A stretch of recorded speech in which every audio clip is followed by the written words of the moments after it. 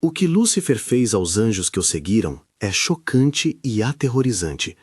Pergunte a si mesmo, você imaginava que a queda deles terminaria na simples expulsão? Prepare-se, a história que vamos contar sugere algo bem mais sombrio. Não só uma perda de posição, mas uma traição que converteu amor em um instrumento de dor. Sou alguém que busca compreender as Escrituras e as imagens que elas nos legaram. Vou narrar aqui uma leitura que mistura capítulos bíblicos, tradições antigas e imagens literárias para iluminar uma dinâmica espiritual, e peço que acompanhe com discernimento. Se essa provocação está tocando você agora, curta este vídeo e inscreva-se para que possamos continuar explorando juntos temas desse tipo. Antes de mergulharmos, uma advertência metodológica. Algumas cenas que virão não estão descritas palavra por palavra na Bíblia. Há textos que falam de queda, orgulho e conflito celestial, e outras tradições que acrescentam nomes e detalhes. Quando eu entrar em imagens mais vívidas, a queda como chuva de estrelas, a corrupção da memória, a perversão do amor, isso será apresentado como dramatização interpretativa, uma tentativa de tornar tangível uma realidade espiritual que as palavras sagradas deixam em parte velada. Respeitaremos os limites. Não direi que tudo isso é literalmente bíblico.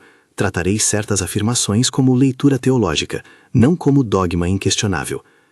Imagine um espaço antes do tempo como o conhecemos, um jardim suspenso além do véu, não um jardim de terra, mas um recinto de luz e música, um salão de serviço onde as criaturas divinas exultavam em adoração. Ali existiam anjos com vocações distintas, guerreiros de honra, sábios de olhar profundo, artesãos de beleza, serafins cuja chama era louvor. Entre eles havia um ser cuja beleza e inteligência excediam os demais, um querubim de esplendor, um portador de luz, chamado por muitos de Lúcifer em tradições que o associam à figura de aquele que traz a luz. Ele era encantador, eloquente, um mestre em ordenar palavras, e foi sua palavra que lentamente plantou sementes de inquietação. A sedução de Lúcifer não veio como uma mentira absoluta, raramente a corrupção opera assim. Ela se vestiu de verdade parcial. Ele dizia coisas que em si soavam plausíveis, verdades deslocadas, promessas com meias palavras que apelavam ao desejo mais íntimo de cada criatura. A um guerreiro cansado de comando, prometeu autonomia para agir com honra sem sofrer restrições. A um ser de sabedoria, instigou o desejo de conhecer além do que lhes fora confiado, sugerindo que havia segredos mantidos por capricho, não por bondade. Aos que amavam criar beleza, falou de liberdade ilimitada para expressar, para superar limites impostos. Essas palavras fluíam com estivares de charme. E se pudéssemos governar sem submeter nossa vontade? E se nossa excelência fosse reconhecida como igual à do Criador? Frases curtas, sedutoras, que pareciam libertadoras. Não foi apenas ambição intelectual. Muitos daqueles que o seguiram o fizeram movidos por amor e confiança. Eles viram nele um líder que compreendia seus anseios, respondeu com tato às feridas de sua vaidade e ofereceu significado. Nem toda a adesão começou como conspiração. Houve colheita de esperança, dependência afetiva, lealdade sincera. É fácil julgar do alto, esquecendo que o coração que ama pode ser também o coração que mais facilmente se prende. As diferenças entre os que se deixaram seduzir e os que permaneceram fiéis eram palpáveis. Miguel, o príncipe guerreiro nas imagens bíblicas, não negociava a soberania divina. Sua postura era de defesa, uma liderança que buscava a ordem e a aliança. Gabriel, nas tradições, aparecia como mensageiro atento, consciente das implicações. Entre outros nomes que surgem nas tradições, Serafiel, Azazel e variantes menos seguras como Beuzebu, há divergências textuais. Quando eu mencionar esses nomes, é importante lembrar que as fontes variam e algumas rotulações vêm de tradições astrabíblicas. Mas a cena essencial é clara. Duas polaridades se formaram, e a discórdia arrastou as hostes para um confronto inevitável. O confronto tomou ares de guerra. Não falo de batalhas humanas com armas de metal, mas de um choque de propósitos e luzes. Trombetas que cortavam o silêncio, bandas de lealdade que se formavam, vozes que clamavam pela justiça do trono, contra vozes que exigiam autonomia. Miguel se ergueu como defesa das ordens divinas. As hostes leais responderam ao chamado, revestidas não de ódio, mas de fidelidade. A queda, quando veio, foi descrita com imagens poderosas. anjos caindo como estrelas dispersas em céu sem rumo, trajetos antes ordenados, agora desfeitos.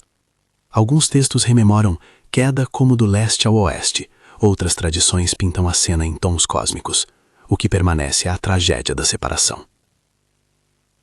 Mas a tragédia não terminou com a queda física. Aqui entra o aspecto mais chocante e aterrorizante da história. Segundo essa linha de leitura, Lúcifer não se contentou em ser derrotado. Ele quis transformar seus seguidores em espelhos do próprio veneno. Ao perceber sua derrota frente a hostes leais, reagiu com uma maldade calculada, e é nesse ponto que a narrativa se torna, deliberadamente, mais perturbadora.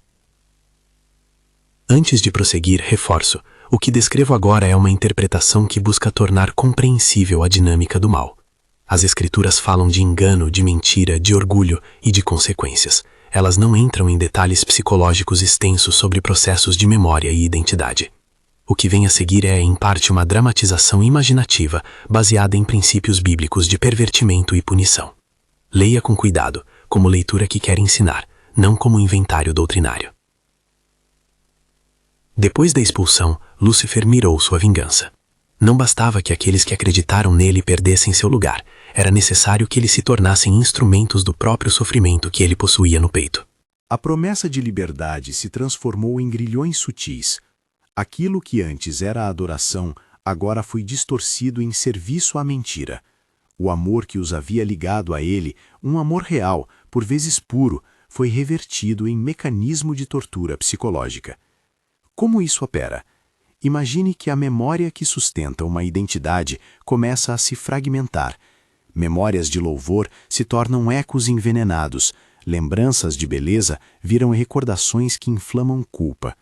O que antes era fonte de admiração pelo Criador passou a se apresentar como prova de traição. As paisagens de luz que enchia sua alma agora apareciam como acusações de ingenuidade.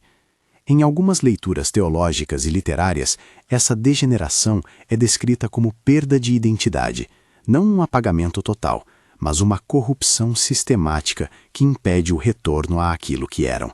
A confiança transformada em dúvida eterna, o amor transformado em cicatriz. Há uma ironia cruel nessa perversão. O mesmo sentimento que os levou a seguir torna-se o instrumento de sua punição. Na linguagem dramática, Lúcifer aprende a usar a memória como açoite. Ele replica, paródia e devolve aos seguidores versões distorcidas das promessas que os atraíram. Quando prometeu autonomia e grandeza, agora exige obediência que humilha. Quando ofereceu conhecimento, o transforma em monótono tormento de consciência. A hierarquia que anunciara como libertação transforma-se em sistema de dominação, onde os ofendidos se tornam o ofensor. A língua que cantou antes da queda passa a pronunciar frases que lembram uma liturgia invertida. Os detalhes desse processo, como a perda de memória ou a impossibilidade de arrependimento, são delicados do ponto de vista teológico. Algumas tradições sustentam que os anjos, uma vez caídos, não possuem as mesmas condições de arrependimento que os humanos. Outras correntes mantêm que apenas Deus conhece os destinos definitivos. Minha posição aqui é advertir. Não afirmarei como certeza dogmática o que a Escritura não declara de forma explícita. Dito isso, a imagem que domina o relato é uma de corrupção irreversível ao nível relacional. Aqueles que amaram agora vivem sobre uma compulsão que os impedem de redescobrir a liberdade de antes. Se isso é permanente, ou se Deus, em sua soberania, poderia operar de forma misteriosa, isso escapa ao meu relato e cabe ao leitor manter reverência diante do mistério divino. O reino que Lúcifer estabelece, nas imagens literárias que o cercam, é uma paródia do céu. Onde havia louvor, agora há cânticos que ferem. Onde havia liderança por serviço, há imposição por medo. Onde havia identidade, há máscaras que não se descolam. A perversão maior é a transformação do que é bom em instrumento de dor. Em vez de libertar os desejos legítimos das criaturas, Lúcifer os perverte. A sede de honra vira competição implacável. A curiosidade vira voyeurismo destrutivo. A criatividade, exibição vazia que corrói. A crueldade praticada não é só externa, é básica e psicológica, uma tortura que corrói o chão do ser. Repare na sutileza dessa estratégia. O agressor não precisa sempre ferir com armas. Basta corromper as histórias que sustentam uma pessoa, reescrever suas memórias, inverter significados. Quando a história que me conta quem eu sou é adulterada, o resultado é desesperador. E é aqui, no âmago da estratégia de Lúcifer, que reside o alerta para nós hoje, o perigo de líderes espirituais, carismáticos ou ideológicos que usam meias-verdades e afeto para redirecionar corações. Voltando à cena, enquanto o inferno simbólico de Lúcifer se firmava, alguns dos seus primeiros seguidores olharam para trás, com lágrimas de consciência. Outros aceitaram a nova liturgia sem questionar, como quem se rende à nova normalidade. Para os que resistiam, a lembrança do toque da graça se tornou um fardo, porque tentar recuperá-la era encontrar portas fechadas, portas que agora, na narrativa dramática, eram guardadas por uma amargura que se alimenta de remorso. Em suma, a pior punição não foi o fogo físico anunciado em algumas tradições, mas a captura do próprio desejo que outrora os guiara. Há, contudo, contraste e esperança que devemos manter com firmeza. Enquanto os anjos que caíram compõem uma história de advertência, a condição humana é outro capítulo. Diferente do que algumas interpretações sustentam, nós, humanos, somos chamados repetidas vezes nas Escrituras ao arrependimento e à restauração. Se há algo que a narrativa do céu e da queda nos ensina, é precisamente a gravidade das escolhas, mas também a misericórdia contínua de Deus. Enquanto respirar, a possibilidade de volta ao Criador permanece como chamado, uma diferença central que nunca podemos esquecer ao aplicar a história dos anjos à vida humana. E então chegamos à aplicação prática, onde a antiga história encontra a rua de hoje. Como nós, mortais, com falhas e paixão, podemos extrair lição dessa tragédia cósmica? Primeiro, desconfie de líderes que vendem promessas absolutas com meias-verdades. A sedução de Lúcifer foi, em essência, um método: prender pelo que parece libertador, castrar pelaquilo que deveria edificar. Um líder que pede lealdade irrestrita, que exige amor exclusivo em troca de realização, que se eleva sobre críticas legítimas, reproduz padrões perigosos. Não estou dizendo que toda liderança carismática é vil. Há líderes piedosos e santos, mas há também aqueles que manipularam o coração das pessoas com promessas de grandeza. Discernimento é saber distinguir entre amor que liberta e afeto que coage. Segundo, examine as narrativas que moldam sua identidade. Quem controla a história que você acredita sobre si? Se sua história é renovada apenas por elogios inflacionados ou por culpa que te diminui, isso é sinal de que algo foi distorcido. Busque comunidades onde a crítica construtiva é possível, onde a verdade convive com a graça, onde a liderança presta contas. Repare nas promessas parciais.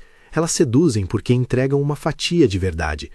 A cura do engano começa ao descobrir a totalidade do que Deus foi e é, um Criador cuja vontade é vida, não dominação. Terceiro, cultive memória piedosa. Se o mal trabalha pervertendo recordações, trabalhe para fortalecer memórias de verdade, leituras bíblicas que nos devolvem identidade, testemunhos que proclamam transformação real, irmãos que lembram quem você é em Cristo. Não permita que críticas manipulativas reescrevam seu passado de graça. A memória comunitária, a igreja que lembra, que narra a misericórdia de Deus, é remédio contra a corrosão que a mentira deseja produzir. Podemos trazer para a prática algumas guardas simples. Pergunte sempre pelas motivações por trás de pedidos de lealdade. Peça transparência, exija humildade e prestação de contas. E quando se deparar com um discurso que exalta um líder mais do que exalta Deus, recuse-se à aclamação cega.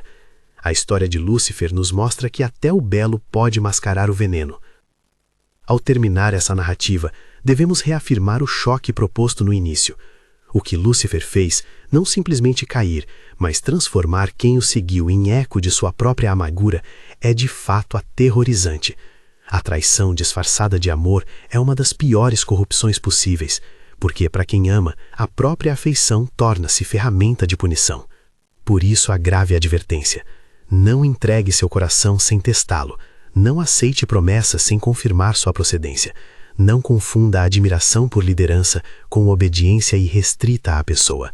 O amor que vem do trono é livre, humilde e voltado para a restauração. O amor que exige e humilha é cópia distorcida. Ainda assim, não quero que você saia daqui com um sentimento de desespero.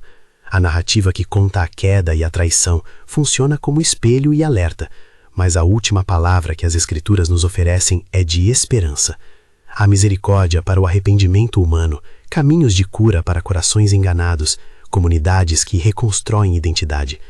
Portanto, a lição é dupla: reconhecer a gravidade do engano para não repeti-lo e abraçar a possibilidade de recomeço em Deus para viver de forma diferente. Se essa mensagem mexeu com você, se trouxe memórias de líderes que prometeram tudo e cobraram demais, compartilhe este vídeo com alguém que precisa ouvir esse alerta. Convido você também a comentar com uma palavra de reflexão ou testemunho, sem expor terceiros de forma desrespeitosa, mas partilhando como o discernimento foi importante em sua caminhada. Que fique claro, contar essa história não é sensacionalismo, é advertência pastoral. Que ela nos torne mais atentos, mais humildes e mais leais ao único Senhor digno de coração absoluto. E se você quiser, volte aqui para conversarmos sobre como reconhecer sinais de manipulação e fortalecer uma fé que liberta. Compartilhe, reflita e, sobretudo, escolha a verdade que edifica, não o afeto que escraviza.